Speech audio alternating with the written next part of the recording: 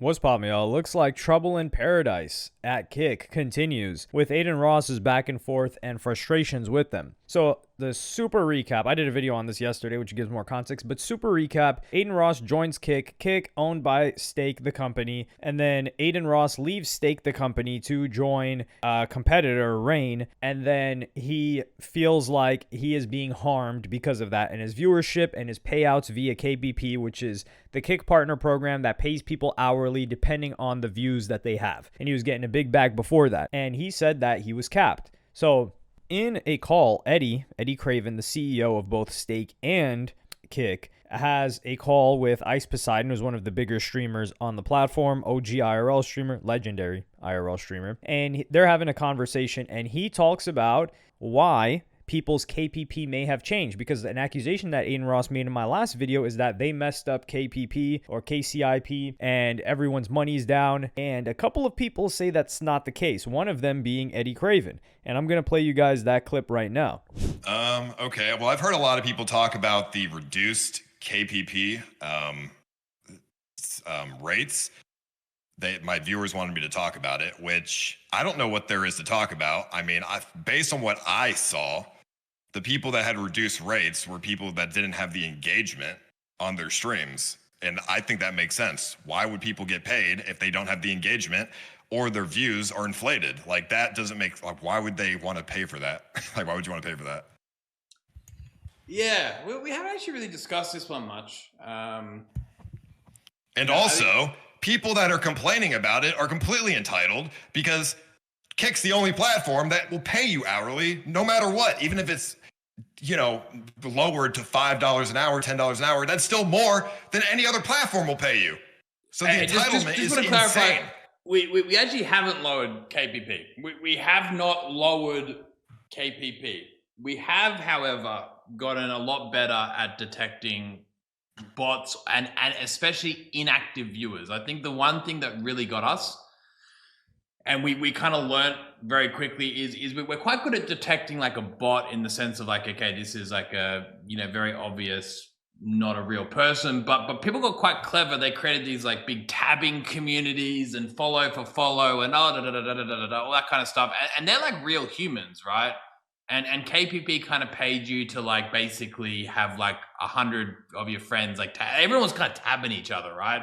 And there was a lot of viewers. And to be fair, there's also some really clever bots as well. Like you could buy some really clever bots. Anyway, KPP basically, again, like to your point, we've become a little bit more driven on dialing in on what we define as like an active, real, contributing viewer, not like some in between, you know, one of 700 tabs open or like some sort of matter. So yeah, we've just become a little bit more advanced in the way that we're able to detect this. Like, to be fair, the majority of people haven't seen a drop. Yeah, if someone has been complaining about their KPP, I don't want to be unfair when I say this, but yeah, kind of just check out their stream, look at their view count, look at their chat, and go, okay, that makes sense. Like, you know, 99 times out of 100, pull up their stream, take a look at their average viewers, just look at their chat replay. And you go, okay, that makes sense. This was evident. We saw a ton of people on Kick, Neon being one of them, that were not only accused of botting, but when you see the ratio, even on Twitch, when you see the ratio of viewership to the chat and the activity and the engagement, you're like, whoa, this does not add up. So here, what Eddie is saying is, hey, look at the people's chats. Adin Ross, he's not getting that viewership. That's why his numbers dropped. He's not getting that engagement. And a lot of people, they were incentivized because this is also, I do have to give credit to Kick for this, even though I said that streamers should not rely on Kick and the program that they have as a long-term thing. I think it's temporary. I don't know if it will last, because them paying you an hourly rate depends on viewership. That is non-existent on any other platform. I still think Twitch, and I remain on that steadfast, is the best live streaming platform for you as a streamer to be able to earn. And you can co-stream and do all that other stuff. Growing, that's a different story, but that's not what this topic is about. So Adin Ross, he pulls up the money that he was getting paid on KCIP to show that, hey, these guys have been screwing me over. And I'm going to play you guys that clip right now. That's it. I was on a call last night and I was straight up told that you're capped. And if you do a stream where you get double or triple your average, I can't up you. And I swear on my mom's life, that's exactly what was said. So how does that make sense? How does that make sense? Brand risk, I mean, I can pull up my stats. You guys have seen it. I don't have to prove it to you guys. My own stream knows. I'm not doing this to flex on nobody. I swear to God, I'm only doing this to show people what I'm talking about. Okay? Okay? But yeah, I got nothing to prove to y'all, bro. Like, y'all see my shit, show you guys this shit forever. Motherfuckers say, oh, this. Yeah, of course. Of course. But yeah. Nah, no strike. That's some guys, no strike for all you saying overpaid. So this is a bit of a different story because Eddie was saying, hey, if you're botting and you're engagement farming and you're doing all of these exploits to make money that's not showing your real viewership, we want to funnel the money to the people that are bringing real viewership and engagement to the site so we can grow the community on this site. And Adin Ross here is saying something different, which is even if my viewers are up, they say that I'm capped. So these are conflicting. However, Adin Ross shows the amount of money that he was making, which was in July, he made 1.15 million just off of KPP. August, it drops to 641K. September, it drops to 300K. And October, it drops to $250,000. Now, considering Adin Ross pays a lot of money to run his events, this is not that much, especially when it drops to 241K, because I think he spends at least 150 to 200K on his each fight event, maybe even $250,000, because he said he spent 90,000 on production on the last one, and that's just production and then paying each fighter. And I don't know if he covers travel costs, but I wouldn't be surprised if he covered that as well. The guy's pretty and then a private jet that he's taken, so that's already like another 50K or more. So what happens next? Eddie's the CEO of Kick. He hops on Adin Ross's stream and he types in, "We will defeat the bots," the praying emoji. Damn. Hey, if you know that emoji, you're an OG, especially regarding me. You remember. I'm that era. It wasn't my earliest era, but that's OG era. So shout out to you for that. If you know, you know. So I'm going to play you guys that clip of Adin Ross reacting to the botting and claiming that he's not the one doing it. What am I talking about, Combi? We will defeat the bots. You're supplying them. You're supplying them. You're the one with the bots. You got what are you talking about? It's you. You're supplying them. Huh? You know you are. But it ain't just you. Over on Twitch, they doing it too. But don't act like, Eddie, you're supplying them. You laugh because you know. You're supplying them, bro. You're the supplier. It's like you're the drug dealer, bro. We're going to you for them. Oh, yeah, Mike. Let's make Kick look crazy, Mike. Let's boost the shit, Mike. Like, come on, bro. Oh, no, let it go. I gotta let you KPP, Mike. Not a good look at all. When the was the last time I was homepage?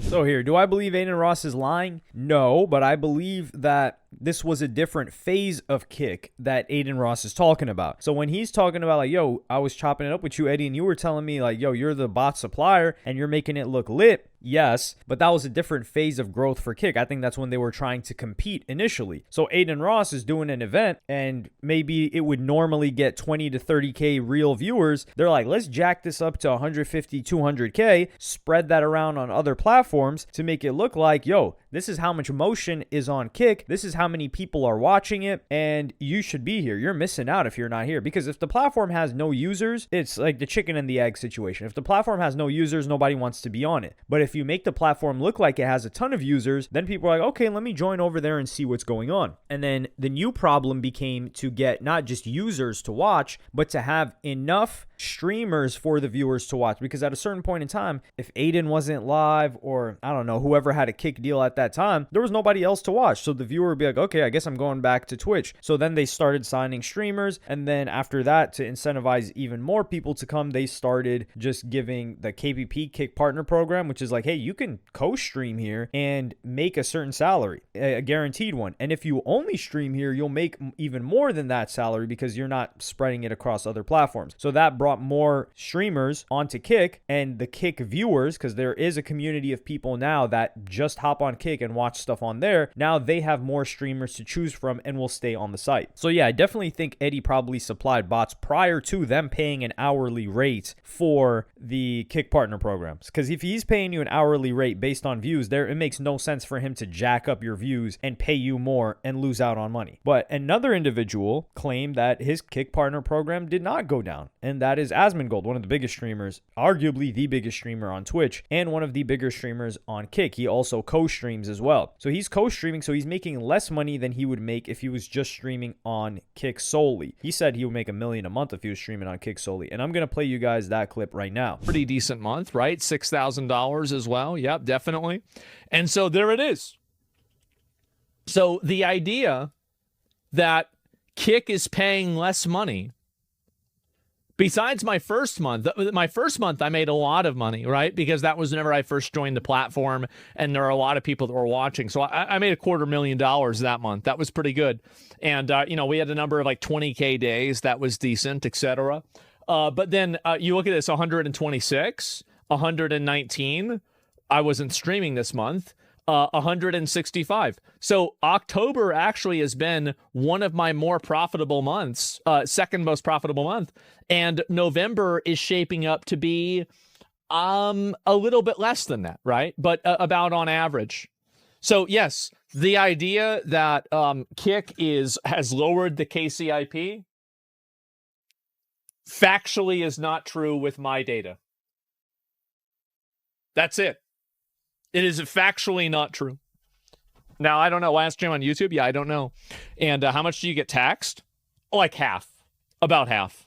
I think this is a very good example of what Eddie Craven was talking about, which is Asmongold, he's popping. He's lit. You go on YouTube, this guy's getting crazy views on his YouTube channel, 1 million plus of him just talking about anything. You go on Twitter, every page is posting him. You go on like any of these subreddits, they're all posting his clips. People are reacting to him. You see him on Instagram. You see him on TikTok. I don't know. I haven't seen him on TikTok, actually, so I take that one back. So you see him across platform. Everyone's talking about him. You see his viewership on Twitch. It's like 40 something K plus consistently. And you see his viewership on Kick, and you see the chat moving, and you see a lot of engagement. You're like, this guy is popping and he's lit. And he's saying, hey, my numbers haven't changed. So what does that tell you? Well, that tells me, and Eddie replied to this and said, people who don't utilize viewer inflation services or methods should not see any changes to their KPP. And my belief is that Adin, I don't know if Adin is botting himself, but Adin's views, I believe they're inflated. Right now, like I said, just contrast it to Asmongold. You look up Adin Ross content on YouTube, even on his own channel with millions of subscribers, it's not bussing. It's not booming. It is, I don't want to say it's like in the toilet, but it's damn near, it's in the washroom. Let's say that. It's in the boiler room. It's not in the toilet, but it's getting close to there, which means that there isn't cross-platform interest of Adin Ross. There isn't a lot of hype around Adin Ross.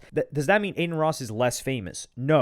Everybody still knows Adin Ross, but also a lot of it is due to clipping, and it's not due, I don't think Adin Ross's fan base, the people that actively watch Adin Ross, follow him and see what he's got going on, I think that's shrunk. But I think Adin Ross's fame has grown. And those are two completely separate things. Like, for example, let's take a Ice Spice, right? Ice Spice is very, very, very, very famous, very recognizable. But her fan base, the people that are going to her shows, how many people is that really? Same thing with a Coi Leray, for instance, especially before Players, her hit song dropped. And then you've got the opposite of that, which is certain artists that are not so famous, like a Suicide Boys, right? Like, these guys are not famous, but they're doing crazy tours. Like, they're not as famous as an Ice Spice. Of course not. But they will outsell Ice Spice and Coi Leray 10 times over when it comes to a show. So that's where I look at Adin Ross now. Adin Ross is, for lack of a better term, he's like an Ice Spice, Coi Leray, and part of it is due to the clipping. So he's more famous, but he's not, I don't think he has a devoted fan base like he had in 2021, 2022, and that's partially due to, I think, his lack of consistency. So Eddie would go on Twitch, or go on Twitter, X, and say the following statement. Kick partnership program program was created in 2024 as a way to give streamers a real baseline income, funded entirely out of Kick's pocket and not tied to ads or subs. It is built to give creators stability and has already delivered payouts approaching $150 million to thousands of creators. After rebuilding our view count system, removing almost 1,000 abusers, correcting inflated views, and nuking millions of bot accounts, the program is in a healthier spot than ever. Payouts are only reduced when underlying views aren't truly authentic. There has never been a better time to join KPP. Recovered funds will always be redirected to creators with earned audiences and communities. And to this, Adin replies and says, "You guys need to redo your outdated KPP then. There is no incentive to subscribe to a streamer on Kick. Therefore, KPP is needed for Kick streamers to feel incentives. You, quote, fixing the KPP, removing bots is cool and all, but it doesn't really matter and everything is still botted. Everything is botted and inflated, and everyone knows it. It's 2025. Twitch is the same way too. People spam ads on Twitch to bots and get paid. You need to create a tier system where people are incentivized to do good content based off impact, clips, effort. It'll motivate people to try and grind." I do agree with this point because, for example, like Twitch, the incentive on Twitch to sub is, number one, a sub is free. So you're like, hey, I'll support this guy if I've got Prime. I get one a month. Let me throw it to this person. So that's one incentive. Another incentive is like kind of like a badge, and then you're kind of like in a hierarchy. Like you get this badge next to your name and however many months, right? Which I think Kick has too. But the third one on Twitch is that you won't see ads for that particular streamer, and ads are infuriating on Twitch. So if someone's consistently watching a couple of hours a day of, let's say, DDG, they're like, you know what? Let me throw this guy $5-6. I watch him all the time, so I don't get taken advantage of by these ads. And that makes sense. But on Kick, there are no ads. So someone's like, well, why would I even sub? And there is no free sub like Amazon Prime. So I think Adin's got a point here. My brand risk stream, for example, made less than it's ever been because I'm assigned an average fixed rate. So this is where the point of contention is, the average fixed rate. And if Adin is actually getting the real viewership, which I don't think is the case, then I don't think he should be on that fixed rate. But like I said, there's also the argument of Adin saying like, yo, when was the last time I got front page? Dog, if me, you, or anybody else that you know owns a company, and then this guy Adin Ross leaves your company to go to the rival company, and that rival company is sponsoring his event, why would I put him on the front page? Would you put him on the front page? No, you're sponsoring your own demise. So I understand that part of it. But if he's creating the good content that that Adin Ross is talking about, then I could understand like, okay, this guy's bringing more users to the Kick platform. It makes sense. I can make more money stargazing with Schnaggio's sweater and Marky with TTS on than brand risk, and a stream with Tekashi69 and Khabib and Islam. I'm making less. It doesn't reward me. This is actually very true too, but this is the thing. People are more engaged with 6ix9ine and the attention around that and a Khabib and an Islam than they are his events. And I think he has to figure out a solution for that. And that's where like DDG comes into play. And that's a Twitch thing too. It's not just Kick, because DDG spent hundreds of thousands of dollars on Are You My Ball event. And realistically, he could have made the same money on Twitch and more profitability just by doing what he regularly did with far less expenses. And that's just the nature of the game. It's like, for example, like some people will get 1 million views on a video on YouTube just reacting to something versus somebody that created an original piece of work, and that's just how it goes, really, unfortunately. So your effort does not get rewarded linearly with payments. Yeah, it doesn't get paid linearly. And that's also what was causing that. I believe that was the inception point for Sneeko, for example, to start streaming, because he saw Hassan react to a video that he spent a month filming and editing, and Hassan got more views, watched the video for like 25 seconds, made a judgment call about him, and left. So he's like, yo, I spent a month and this guy got more views on my own video than I did, and he didn't even watch the full thing. This is ridiculous, because that guy pretty much put on no effort. He just pressed play. Continuing. Kick needs a system in place that's consistent and doesn't change based off of events that happen outside of Kick. As soon as I left Stake, my KPP dropped 80%. Like I said, I understand that. And I'm still making life-changing money and grateful as F for my community. They're the reason I can even stream for a living. And Kick, of course. If I can make more money on Twitch, get the mainstream eyes, why would new streamers choose Kick over Twitch then? Well, I think, I've always said Twitch makes more sense. I think multi-platform streaming makes the most sense for an up-and-coming streamer. That's all there is to it. And I don't think Stake should ever correlate with Kick. Let's be real here. Yeah, that doesn't make any sense. All of the money for Kick comes from that. That's where the $150 million comes from. It doesn't come from ads playing on Kick or gifted subs. When I get why it does, but it shouldn't. Kick has the potential to be number one, but it needs to stay consistent and have a fair system in place for the streamers who try. Hope this helps. And like, I think there are good points here, but man, it's like, I think Adin Ross got to stop spending. I think the private jets need to stop. Like, private jets would add so much more money to his pocket to be able to do whatever else. But it's the nature of the game, man. Like, you took a competitor to the guy's platform. And I understand it's probably made more sense business-wise and it helped his homies. I think that's what Adin was saying, is that like all of his homies would have life-changing money because he took this new deal with Rain. But yeah, I just see Kick as a different community. I think it's a multi-platform play, and I'm leaning more towards like Eddie's side on this than Adin's, to be fair. But let me know what y'all think in the comments. Like and subscribe and hit the notification bell if you enjoyed, and I'm gonna see y'all in the next one.